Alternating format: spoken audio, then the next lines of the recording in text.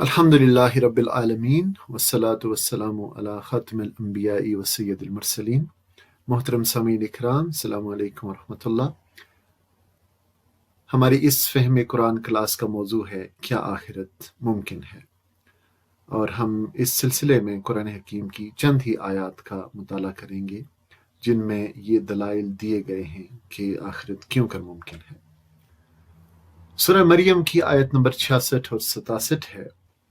ان آیات میں آخرت کا انکار کرنے والوں سے ایک سوال کیا گیا ہے۔ اعوذ باللہ من الشیطان الرجیم۔ وَيَقُولُ الْإِنسان، اور انسان کہتا ہے، اَإِذَا مَا مِتُّ، کیا جب مجھے موت آ جائے گی، یعنی کیا واقعی جب میں مر چکوں گا، لَسَوْفَ أُخْرَجُ حَيًّا، تو میں پھر زندہ کر کے نکال لایا جاؤں گا۔ یہ وہ بات ہے جو کہتے ہیں آخرت کا انکار کرنے والے، کہ کیا جب ہم واقعی مر جائیں گے تو پھر سے زندہ کر کے اٹھائے جائیں گے۔ اب دیکھیں قرآن حکیم اس کا کیا جواب دیتا ہے۔ اولا یذکر الانسان، تو کیا انسان کو یاد نہیں آتا، انا خلقناہ، یہ کہ ہم اس کو تخلیق کر چکے ہیں، اس کو پیدا کر چکے ہیں، من قبل، اس سے پہلے، ولم یک شیئا، جبکہ وہ کچھ بھی نہ تھا، آؤٹ آف نتھنگ۔ تو ترجمہ دیکھیے، انسان کہتا ہے کیا واقعی جب میں مر چکوں گا تو پھر زندہ کر کے نکال لایا جاؤں گا۔ یہ وہ بات ہے جو آخرت کا انکار کرنے والے لوگ کہتے ہیں۔ تو قرآن حکیم یہ پوچھتا ہے کہ کیا تمہیں یاد نہیں آتا کہ ہم اس سے پہلے تم کو پیدا کر چکے ہیں جبکہ تو کچھ بھی نہ تھا، لم یک شیئا۔ تو دیکھیے، اللہ تعالیٰ جس نے ہمیں پہلی بار پیدا کیا، بغیر کسی نمونے کے، بغیر کسی سیمپل کے، کسی ماڈل کے، اللہ تعالیٰ نے ہمیں پیدا کیا، ہمیں شناخت دی، کیا وہ اس پر قدرت نہیں رکھتا کہ ہم کو کل مرنے کے بعد پھر سے زندہ کر سکے؟ کتنی نامعقول بات ہے اگر کوئی شخص یہ بات کہے کہ جو کوئی ایک بار ایک کام کر چکا ہے وہ دوسری بار وہ نہ کر سکے۔ ایک حدیث مبارکہ ہمیں ملتی ہے، صحیح بخاری شریف کی حدیث ہے یہ، اور حضرت ابو ہریرہ رضی اللہ تعالی عنہ اس کے راوی ہیں۔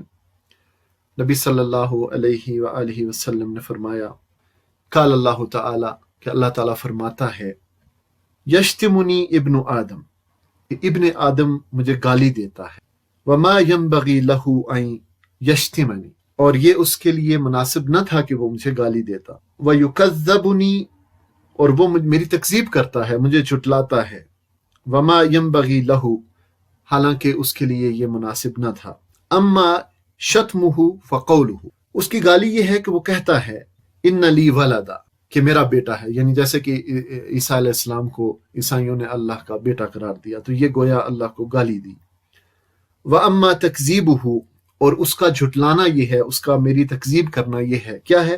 فَقَوْلُهُ، اس کا یہ قول ہے، لَيْسَ يُعِيدُنِي كَمَا بَدَأَنِي، وہ کیا کہتا ہے کہ جس طرح اللہ نے مجھے پہلی بار پیدا کیا دوبارہ وہ مجھے پیدا نہ کر سکے گا۔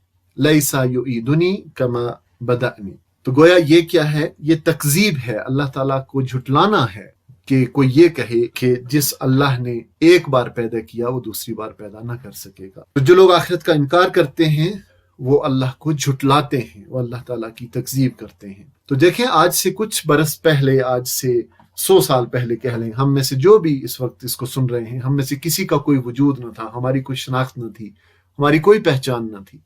تو کس نے پیدا کیا؟ اللہ نے پیدا کیا، اللہ تعالیٰ نے ہمیں شناخت دی، اللہ تعالیٰ نے ہمیں پہچان دی۔